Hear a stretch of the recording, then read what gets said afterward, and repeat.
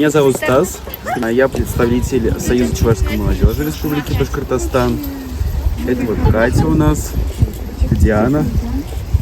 Расскажите про основные элементы чувашского башкирского костюма. Основной элемент это, конечно, красная пестрить, преобладание черных тонов, красных. То есть башкирские чуваши отличаются такими яркими красками. То есть в чуваши же больше белые костюмы, а у нас именно вот красные и черные. Также вот нагрудник такой, сурбан-чаки, тоже такая, как бы, грубо говоря, визитная карточка. И очень большие сурбаны, то есть вот сзади даже видно. Полностью покрывает всю спину и ягодицы. Это один из вариантов ношения. А здесь вот вариант немножко другой. Здесь один конец сурбана опускается, то есть он в свободном плавании таком. Чуваши его полностью закрывают, и он как-то вот так у них идет.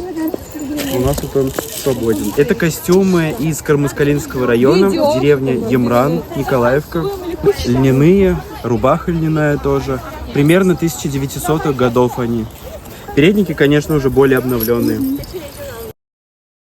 У нас практически в каждых деревнях вот именно такие костюмы. Какие-то детали, они отличаются. В одном районе могут быть такие узоры, или цвет немножко меняется. Да. Где-то Хушпу тоже другие. Узоры, да. Например, вот Кармаскалинский район, он больше низовые чуваши, а в Бишбулякском районе у них хушпу идет вот без такого конца, а именно вот как конусообразный. И они больше средненизовые чуваши считаются.